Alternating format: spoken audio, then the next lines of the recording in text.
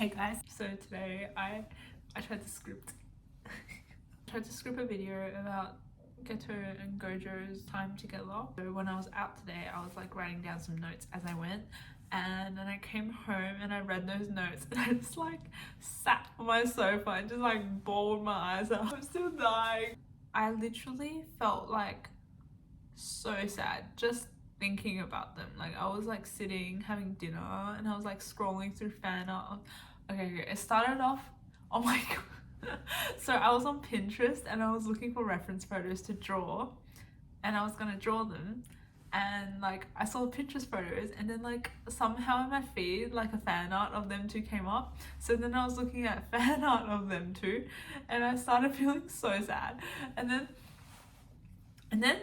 the algorithm changed and it came up with like people's edits of like them on manga pages, like manga panels of them, and then like, oh my god. And then it like came up with like more thirst like panels and like people's like captions like being like, oh. I screenshotted like a lot of the manga pages because I got the Shonen Jump membership on the iPad to read this, and so like I screenshotted the pages with them on it, so like I can go back and read whenever I want, and like okay, so whenever I want to cry, just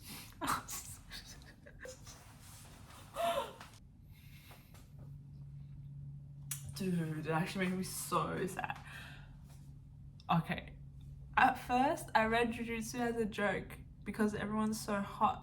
Dude, literally, no, my friend and I were literally talking about how old the jujutsu characters are, and I love how they give us, like Gege Sensei gives us two age ranges, like you can either simp for the students or you can simp for the adults. Dude, that's not okay. I literally can't stop thinking about Gojo and Geto. Oh my god. Oh. In the movie, when Geto was talking to Yuta for the first time, okay, I remember this because I just watched a clip because I was looking for screen caps so I can screenshot and draw it. Okay, that's why I was watching it. Okay. So that scene, I can't help but like think about this, but like so when Gojo comes, Geto's like calls Gojo by his first name, and like people are around, and then Gojo also calls Geto by his first name, so everyone else would be like hella confused why they're calling each other by their first name. I just find that so beautiful. This is day 4 and then I'm still going crazy. Like I keep getting attached by anime characters. I think the last time I couldn't stop thinking about something like this was like in 2020 when the Chimera ants attacked and Gon was being mean. I was contemplating on scripting this video or not scripting this video because I had written notes. Do you want to see my notes? Alright. Okay, I literally had these sunnies before Gojo did. So like I wrote down some thoughts. I was wondering like what Geto was thinking throughout his high school life. Like I was trying to think what he was thinking and like why he chose what actions he chose. And to be honest, in like character duos like this, I really oh, wet tissue from my tears before. I really like the character dynamic, like the white black vibe. For example, Kilo and Gon.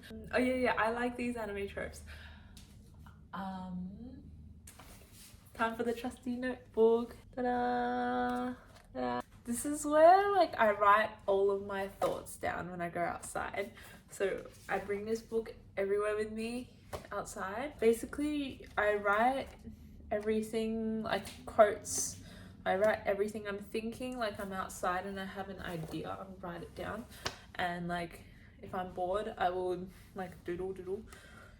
So I kind of do some journal entries in here as well because like sometimes I'd be like thinking about something too much, and like so I write it down. And I love the kanji Chinese/Chinese character for their ship name. Oh wait, ship name. Hold on. When I say the ship name, I ship them as friends in the manga. But in an alternate universe, I am 100% down to ship. Yeah, so the first thing I talked about was how they were black and white, but they were like more like yin yang vibes. So like it's like hinted everywhere in the manga. Not everywhere. It's like hinted in bits and places in the manga. Like spoilers. Like when the fight with Gojo was like turning crazy. That would be like the hint of darkness in the bright character. I drew 4 pages of Geto because it's so cute. Oh my god, there's more. It's so cute. So I started listing down animes that I've watched, and if one of the characters goes crazy, I would like tick the box. What are their roles to each other? That's the prompt question that I've written. So what is Gojo to Geto, and what is Geto to Gojo? What are their roles? Not who are they to each other, but what are their roles? I started thinking about why Sugu went crazy. I said because I felt like there was a power imbalance. Not power, but like kind of relationship imbalance. And Geto had an existential crisis. And the main thing he talks about is like the world being unfair, and like the system is like going, like the system, we cannot escape the system, so therefore we must make a cult. So that's what he did. But I feel like that is the surface problem, that like the surface physical thing that happened, but like something would have happened to him mentally that made him decide to think about this more and then to actually take the actions. So I started writing about more like what could he have been thinking, because he changed so much. Like I feel like he changed a lot, and that's what I'm annoyed about by the writing in Jujutsu. Like everything is so fast, so we get like no content. So like everything I'm saying right now could be just absolute BS. Like I'm just pulling stuff out of my head. I'm projecting. I am doing all sorts of things. Like there's like literally 2 panels about this. Like how can he do this to us? I'm kidding. Like I hate how fast Jujutsu is. It's not giving us any content. I'm kidding. I love it. I want a full shoujo version of the manga. So at first I was like, okay, so I thought about the quote that he said. He said in like one black box, he's like, Gojo became the strongest. And because everything was written there for a reason, I thought about why he started thinking about that. So the first thing was like, why would you point out that that person is the strongest? It's like, are you jealous? But that's not the case. Maybe he is a little bit, but like not too much, not the main emotion. So why did he say it? Because before they were always like, we are the strongest. Oh my god, I cry. Oh my god. Because they were always, okay, that goes into so much more. Maybe I should say this in the next video. We're gonna go on a tangent. We're gonna go back, all the way back to the good days. And they're all like, we're the strongest. We are. There are so many we's in those panels, in those like 3 panels, because everything's so fast in Jujutsu. I can't. So there was like we. And it makes them feel like a unit. Like they are on the same page at those times. Like they are working towards the same goals. They kind of identify with each other. Like they're kind of like on the same team, and they know they are both the strongest. I found it. Okay, so Suguru feels and thought about how Gojo became the strongest. He realized that they were no longer a duo in fights because Gojo became really strong. No, he said that because Gojo felt really strong, because Gojo became really strong, he, and then was like not be able to put in danger, she shouldn't be put in danger, and he got more solo missions by default, but that's what he thinks. So like he could have been, he at that time he could still have had the strength, the same strength as Gojo, but he just interpreted in the way that he was put on solo missions by default, not by his own power, which like but this was already a year after the Toji scene happened, so he had a year which Gege Sensei completely skipped. I'm kidding, I just want to see more. I just wish I knew what happened in that year because that year is so important. Okay, so yeah, that year was when like when Geto's character like changed. So we kind of got the start, the trigger, and we got what like came out of it, but like in those middle processes, what happened? So because he thought that they were no longer a duo in fights, which brings me to think that we don't really know what Gojo is thinking like the whole time. Like he's been, I don't even know what this video is gonna be. Like, am I even gonna, I don't know if I'm gonna post this. This is ridiculous. Was Suguru the calm and collective role because of their dynamic in the duo?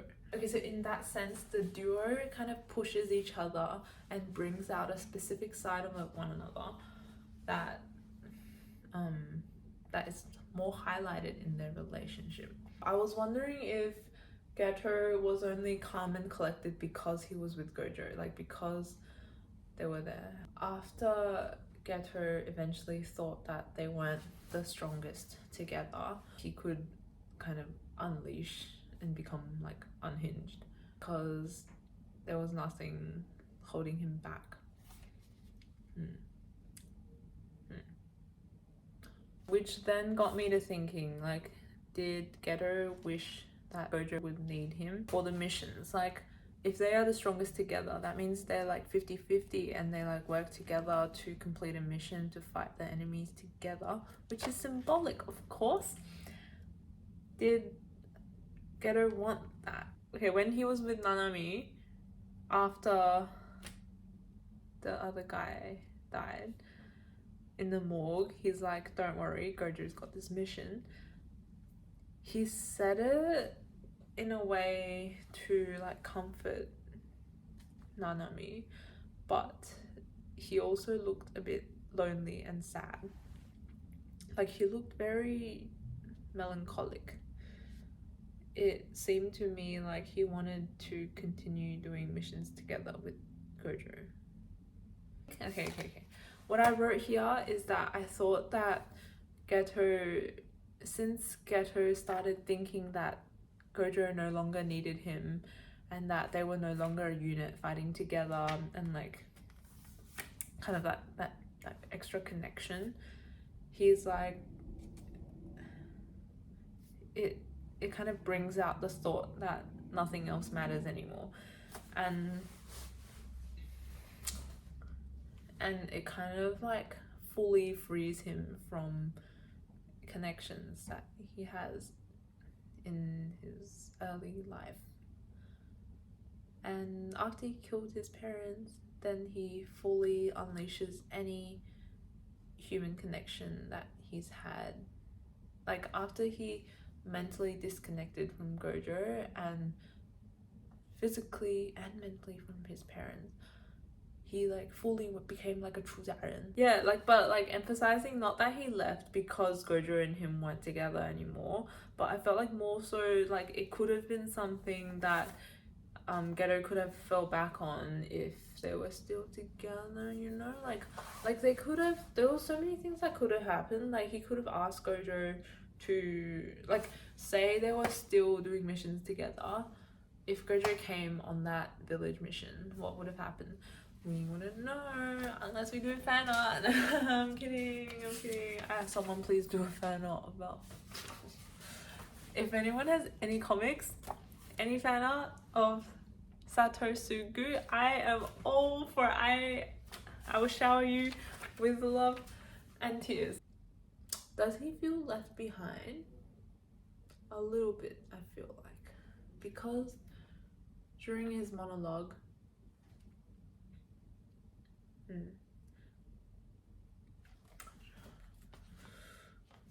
does he feel left behind? He does, because I feel like he does, because it was so pointed out that they were the strongest together, and he suddenly says it in such a solemn self-talk that Gojo became the strongest in black. Like that's what Pun thinks in, like that's not it. Like he kind of ejected the joint team, ejected it by himself, and who knows what Gojo was thinking at that point. Like I don't know what he's thinking, can't tell. But what was I up to? So mentally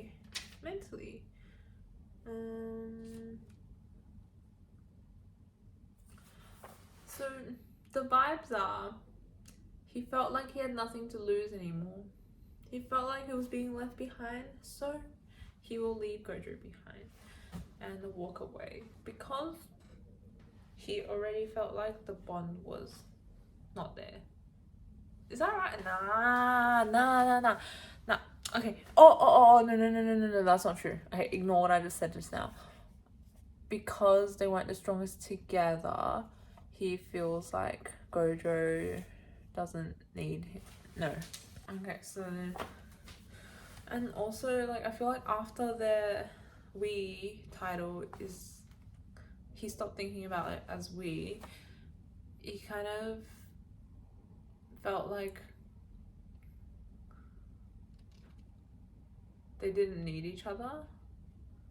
Like, I don't know, not that it stated that they did need each other before, but it was kind of like they were leaning on each other a bit more. Like they were physically completing missions together and helping each other out, and like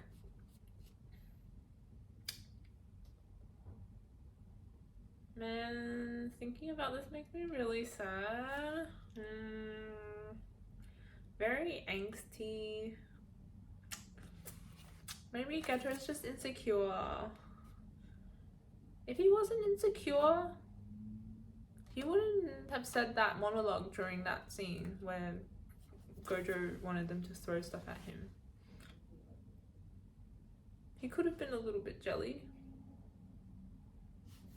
but he was just hurting. He was just hurting for that whole year. That was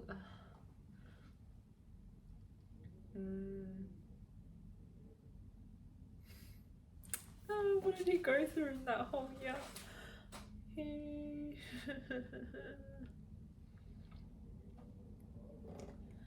That would have been a whole existential crisis in that whole year, because he would have been just questioning about why do this, and it's not even fun. Actually, I don't know that. Just why am I doing this? And it feels like because they're not in the same team anymore, he has more time to like think, and he has to be with himself for longer, so he and like he believed that, and he believes that because Gojo became stronger, then they were being put on separate missions. But like if he wasn't strong, then they wouldn't have let him be put by himself, right? Like surely they were both stronger together. That's my headcanon anyways. Like they were both like the same still. but he just thought that Gojo was stronger. It's like his, because he's insecure. No. Could he have been thinking that there's nothing keeping me now, that Gojo and I are weak, and so now he's like more enabled to do what his heart carries out, to eradicate all the monkeys. So the funny thing was, at the end of the, what's it called, hidden inventory arc, the arc where they saved the 2 girls, I mean, didn't save the 2, like Gojo was like, should we kill everyone? And then Geto was the one who was like, no, there'll be no use in that. But then at the end of here, they switched roles. So it makes me wonder what happened in that year. Maybe I'm not reading closely enough. Maybe I'll make a part 2 of this. I'm gonna make a, I don't want to think about them anymore. Yeah, and then that's when I feel like I've hit a roadblock. I feel like I've hit a roadblock.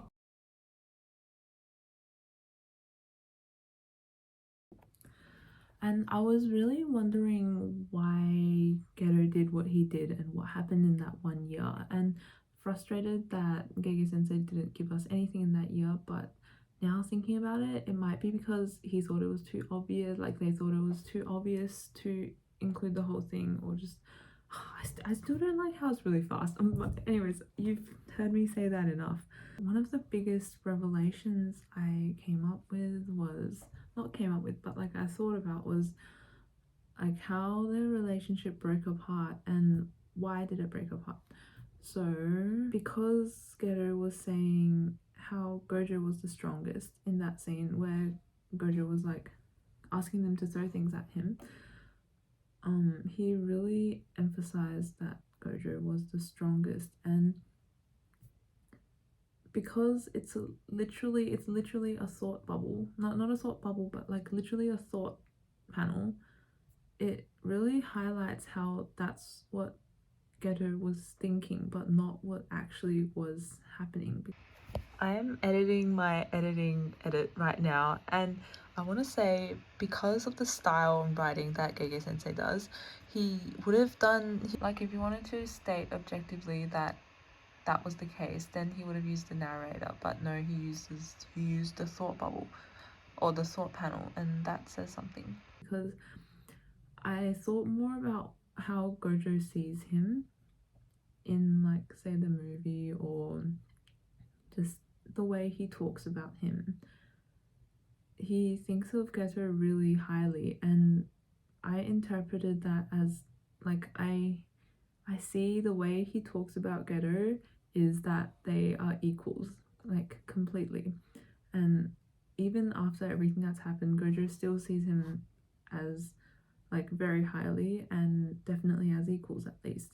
So it really breaks my heart to like think about it more, because I feel like more and more that they broke up over a misunderstanding, or not, like not really, but it's something that Geto made up in his head by himself. Like he didn't really clarify, like it wasn't really possible to clarify, but still, like I don't know, like during when Geto thought that Gojo became the strongest, like objectively that might have not been the case, and also to Gojo that might not have been the case either. So everything kind of happened within his head, and what happened within his head is like due to everything that's happened since the hidden inventory arc. So I just thought he went, like he had a lot of time to sit in his thoughts and like kind of question why he's doing everything, and just adding on that kind of a little bit of like he was feeling a little bit left behind, because he thought that Gojo became the strongest, but in actual fact that they could have been still the strongest together. And they went on solo missions, they started not being together in the missions, but it was also like they were in their second or third year, I think his self-esteem was really icky in that period because he automatically assumed that because Gojo was getting stronger and doing missions alone, it was he started doing missions alone by default, but it could have been actually like they were both getting too strong, and it was just more efficient to put both of them on separate missions because the organizations like trusted them both equally, because otherwise it won't make sense, right? Yeah. So that's why I'm thinking everything started off with a misunderstanding, and I'm still, today is day 6 and I am still sobbing over them. I am not okay, but I do not regret it. Like, also thinking about how much pain he must have been in that whole year. Like, a whole year passed while he was questioning everything, and it really breaks my heart again that he wasn't able to share of that burden with anybody. Breaks my heart. Oh, I feel like, yeah, I think, thank you for listening.